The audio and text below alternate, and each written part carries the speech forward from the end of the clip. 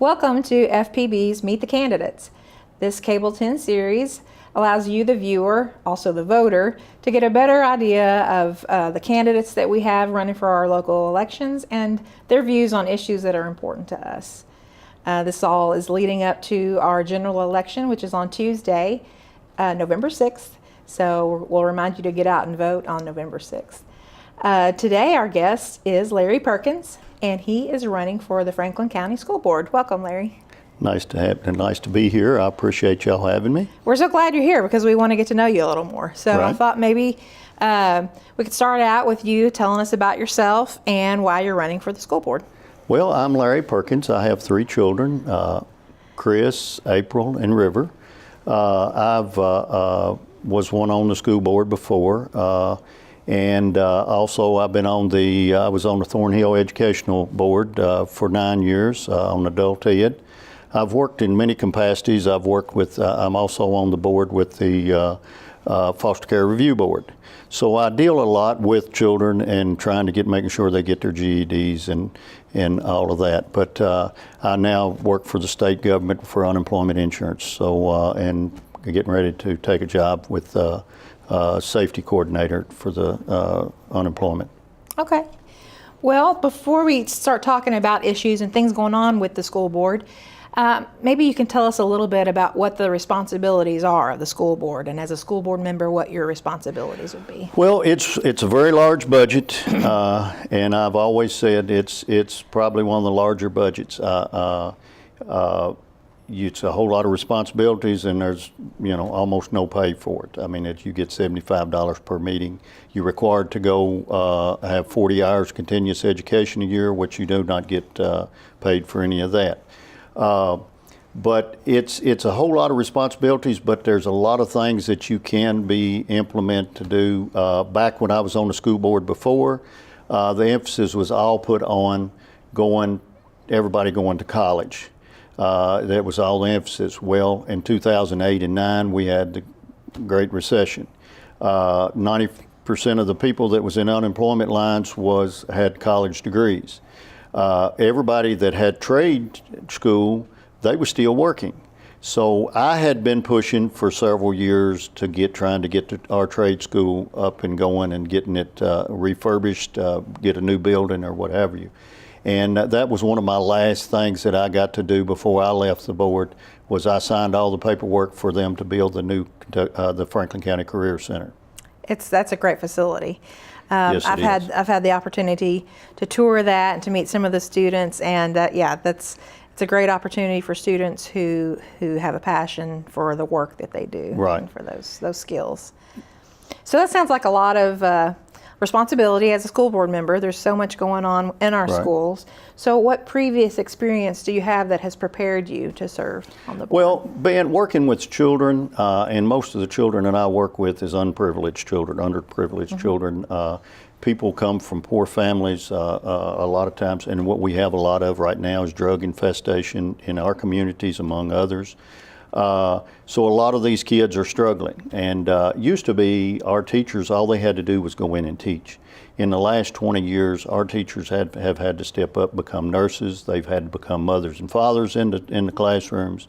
Their responsibilities just has increased just dramatically. They're having to teach hygienes, they're having to teach behavior and everything in the classroom. One of the things that, we have, I've always been, when I was a school board member before, I always went out. One of our janitors, our cafeteria workers, our bus drivers, maintenance guys and everything, they're very instrumental in our school systems. Now we've got a lot of resource officers in schools. Over the past 20 years ago, you didn't see all that. We have a lot of violence that's coming, into the school systems, and you've got to be able to be ahead of that. It's just sad, but that's the world that we live in nowadays. And in being able to deal with those children and understanding those, I've been to many classes in psychology and other things that we're having to deal with those kind of children, and what we need to do to offset that, to make sure that that trend doesn't continue. So would you say that that's the biggest issue that the school board's going to face right now, or is there a bigger issue that the Well, I schools are think facing that's right one now? of them. We're trying today, and I mean, I'm a little bit different than the rest of them. We have an alternative school that's for kids that has gotten in trouble and try to get their GEDs. I think the school system right now just came out with another one. We try to work around students' schedules to whatever time they need to come in, or whatever schedule that they may have, or whatever. Some of these students, maybe have children, or something. Now, one of the things is we have got to become a work-ready community. And in order to do that, and one of the things that I've got out into the workplaces and found out is our students are coming out of school and they're not work-ready. They don't have to get up and be on work on time. They don't have that type of stuff. So we need to put more emphasis. I understand that we're trying to graduate more. That gives us a better rating. But just graduating students is not getting the issue resolved. If you're not got them ready to go out here and go to work and go into the public and be at work on time, be able to be a good employee, then, you failed that child. You might have got him in education, but you failed that child in many different ways. Well, what can our schools do to help grow our workforce, not only in size but in skill? Well, again, I've always said, and this is what I used to go. I've had teachers ask me to come in and teach, speak in their classrooms, and I'd go speak to the sophomores and freshmen. And I said, by the time you're a freshman or a sophomore, if you are college, you're looking at you're good in school, you enjoy school, and that's your goal, is to go to college. If that's the case, go to college. If you don't work real well in the classroom, but you work better with your hands, get into a trade program. And the other thing that I always said in the end is, and if you're not smart enough to do anything else, you can always get into politics. That's pretty funny. Another issue that that we're hearing from local businesses is that even if they do find skilled workers, that a lot of them have a hard time passing a drug test. So what can the school board do to help address this issue?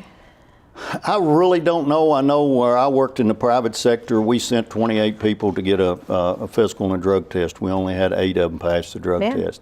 And with unemployment insurance, I've had a gentleman call me the other day, and he was saying he's needing 10 or 15 employees, but they're not paying but like $9 an hour. He can't find anybody to pass a drug test. Yeah. That is a big issue that we're looking at, and I don't know how that it's going to have to do through education. It's going to not start in our high schools. It's going to have to start in grade schools. A lot of these kids are around drugs and activities even in some of their homes.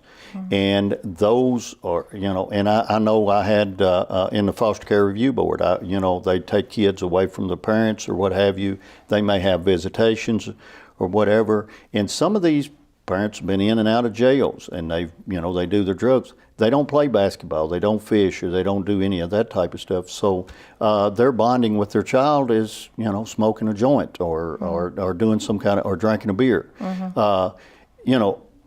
Drugs are come in many different forms. I know we look at alcohol and different things, but alcohol is as big a drug as anything else. It's destroyed probably more families than marijuana or cocaine.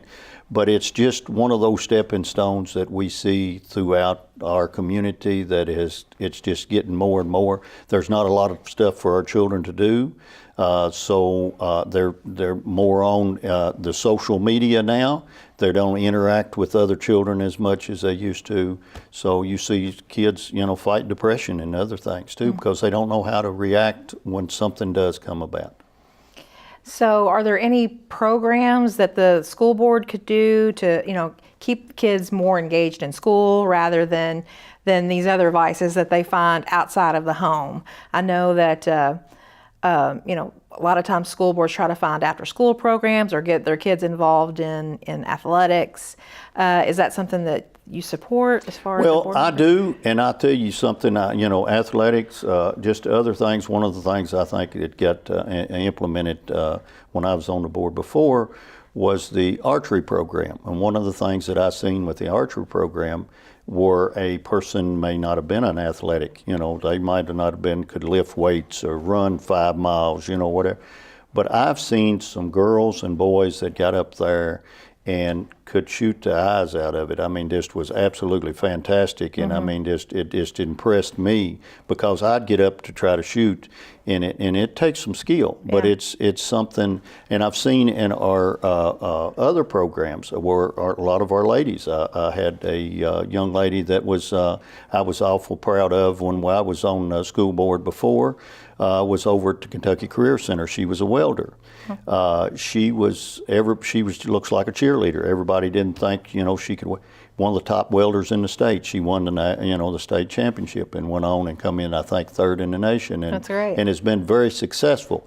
And she come from, a bad background. And so it was a situation where a lot of it is going to be, and I know we had Mr. Bartley was a principal at Elkhorn Middle School. He came up with a program that was very, very helpful. I seen a few kids I just said, get a prison cell ready. They're not going in a good direction. But he would pair them up with a teacher, and they would be their mentor. They could call that teacher any time of day or night. If they was having issues or whatever, that teacher kind of worked with that student to make sure they got up on time, because they may not have had parents there to make sure they was up, but they would call, make sure they was up, and they would get to school, And those programs, and I've seen some of these students, and they're out and they're working and doing very well in society right now. That's great. I saw recently that our former police chief, I believe, was named the safety resource officer in the county schools. And that's just a position now that's having to be filled in schools. What other things are schools having to do to address safety issues when it comes to, we've seen in the news, it looks like an epidemic of mass shootings. And, our kids are having to do shooting drills. What is it? What are things that our school board is doing to protect our students? Well, I know when I was on the school board before, we had Chapel. Chapel. Yeah, I've got her name right. Forgive me. That's okay. Me and Charlie Preston, we went and done the Homeland Security risk assessments in buildings and stuff, and looked to see how we could keep, active shooters out of buildings or somebody trying to get in. Over the past few years, we've had to lock down. Everything is pretty much locked down. Nobody can get into the buildings or what have you. Used to, the doors was open. I remember when I was at Peaks Mill, I had children go to the old Peaks Mill school. The principal, Gary White, used to bring his dog, and you'd walk in any door of the school and walk through the school, and it was no big issue. It's just sad that we've become a society of to where we have to almost put bars on the windows anymore just to keep things out. Jeff has come in. I think he's a great asset to the Franklin County school system. He was a neighbor of mine, and I think a lot of him. I think he's going to be very good in that. And working throughout the other school districts to look at, not districts, but other school, to look at how we can better serve and be able to be better protected. It's an ongoing thing. It's just, it's something that you've got to train for every day. You don't know what the next ideal that it's going to happen, whether it's through cyber. I know a lot of times, the bullying is a big thing, cyber bullying and stuff, and it's done. And there's nothing, the resource officer is outside, and there's a lot of this stuff is done outside, but it's got to be brought in. And we've got to look at all of those avenues, because that's, I know I was reading in today's paper that they had a situation, there was a threat. And so they take all those threats seriously. I know, I hear folks say back years ago, everybody, had their gun in the back of the pickup truck, when you came to school. But it's different times. Times have changed. It is sad. You used to be able to walk in your courthouses and whatever. Now you can't even have a pocket knife in your, I mean, that is just something that, a lot of our farm kids comes off the farms, a pocket knife was just part of just like putting their boots on, Yeah. Well, we talked about the the new resources that we have to have now because times Right. have changed, and those resources cost money. Right. This year, the Franklin County School Board has voted to increase tax rates, and also the fiscal court has done so, the independent schools have done so, and the city commission's getting ready to do so. And I'm assuming, and this has been discussed, that this is part of it is a result from the increasing contributions we have to make for the pensions. Right. But like you said, there's just all kinds of things that we need money for because times are changing and things cost money. Are there any revenue streams that the board could identify to minimize future tax increases? Well, one I look at is a lot of times we go out in the communities. I know in Georgetown, Georgetown schools, they work with Georgetown. They also work with Toyota. Toyota donates equipment, money, and time, and different things to those school systems, and which is a big help. If you've got schools, if you've got employers in our community, a lot of, we've got some big employers in our communities, so that would be a good to reach out to them, not only to prepare our students to be able to maybe go to work in their industries, but also to be able to get as another revenue stream. I think the Frankfort citizens has been, they're taxed extremely hard. And I know with this retirement system, it was broken 30 years ago, but I think the can's been kicked down the road for many, many years. And we're at a point right now that it's either, it's got to be fixed eventually here quickly, come up with, they've talked about gambling, they've talked about legalizing marijuana, but I think that's just another thing that's going to create more obstacles in our schools and stuff if you continue to, look at that as a revenue. But something's got to be done to fix this because it has been broken for a long time. Yeah. Are there any decisions or steps the school board has taken that you would have done differently if you had the chance? Well, one that I look at a little differently, and I don't know, like I said, not having all I don't really like to shoot from the hip, but one that brought me some concern is the new high school that they just came out with. And, is it the William Cofield? Yeah. Okay. And William Cofield, I think he's a great guy. I was on the board with him. I've been friends with him for many years. I was proud to see the name of it, but the school itself, I'm a little bit concerned about. Again, that's added money that we've got to come up with. So what's or it something. designed to do? It was designed to the school is going to be actually developed. It'll develop around the student's schedule instead of the school having a schedule and the student abiding by that schedule. And again, the problem that I see with that is not having that student ready, because if we're going to do it in school, what is that kid when he walks out of school and gets his GED or gets his diploma, if he's not ready to go out into the workforce? And that's one of the big issues that we see, not coming to work on time, not being able to work, and so that's one of the big issues. If you can't get to work, most employers are just not going to use you. And most of your employers now in the private sector has a point system. And once you reach that point system, you're no longer employed with them. Yeah. So what can the school board members do? Because that decision has been made, the high school is going to happen. What can school board members do to ensure that the students who are in that program get the education they need? Well, we're going to have to keep a close eye on that, and one of the big issues is the school board only has, they're not allowed, the school board is not allowed to do anything with personnel or what have you, because I know I've seen things that I thought wasn't right or what have you, but you can't get involved in the personnel issues. Right.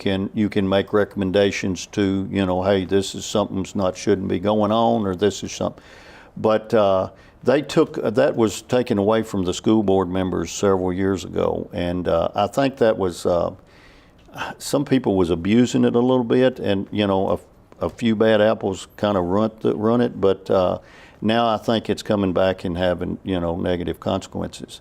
But I think something that you're going to have to take a look at it and see what what it's doing? Is it graduating no students, or they're just, sitting there and then we're spinning their wheels and they're not getting anything done? Okay. And or are we just giving them something that they are not really deserving of? Yeah. So how long are the terms for the school board? It's 4 years. So if elected, you'll have 4 years, at least 4 years. What would be the goals that you would want to achieve in those 4 years? I want to. One of the big things is, they got the Career Center, Franklin County Career Center, up and going. It's got some of the greatest programs, and I think, like I said, we've had a great principal. I haven't met this new principal yet. I'm hearing good things about him. That program really needs to be expanded. One of the things we don't have no heating and air. That needs to be, and plumbing needs to be. They need to have a class for that and be able to get our students in. They need to also have a electrical program. I graduated from the electrical program several years ago. And there's a lot of people in this community graduated from the auto body program. They no longer have that program at that school. A lot of your body shops in Frankfort, a lot of those guys has graduated from Franklin County through that auto body program, and one of them was very successful. So we need to be able to, the needs that we have here in Franklin County, we're not getting those students prepared for those. They are having to leave high school and go out and seek that outside of high school. But if we can get them in, carpenter's classes they have over there, the welding classes, the nursing classes, the IT classes, all of that over there is just, all of those teachers over there, we've got some of the greatest teachers I'd put up against anybody in the state. Yeah. And they're doing great jobs. But again, a lot of times their hands are tied. They don't have the resources or the finances. They're trying to, I know over time they've tried to implement to having the curriculum, because if you're a carpenter, you're using your tape measure, you're using quarters and a lot of math. So the math program, this way they could spend more time in that program and be able to get that math program, and maybe actually have a math teacher saying, hey, here it is.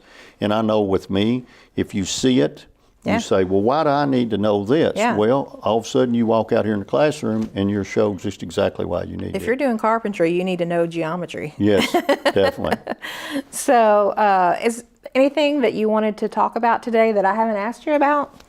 I can't think of anything right now. Like I said, I look forward to this challenge. I've been in the community for all my life, and I've had kids in the school system and through the school system, and I've seen what it could help and how it's molded my children. And I think with the right leadership and the right and with a lot of times you've got to get parents engaged in the schools, even the tough ones that needs to get them engaged. I think we can change this system around and make Franklin County one of the top school systems in the nation. Well, I think that's great. I will tell you, you can look directly in that camera and ask the voters to vote for you. Well, on November 6th, I would appreciate your vote, running for the school system, and I just vote for Larry Perkins. I'll always be accessible, and I'll always give you a call back. And that's one of the things, as Sam Walton says, I always call before the sun goes down. So I'd just like for your vote on November 6th, and thank you. Thank you so much for coming today. It's Larry Perkins. He's running for the Franklin County School Board. To our viewers, I want to remind you to get out and vote on November 6th. And when you're done voting, go home and tune in to Channel 10 for our live election coverage from the county clerk's office. It's election season, so it's time to get informed and then voice your choice. That's it for Meet the Candidates. We'll see you next time.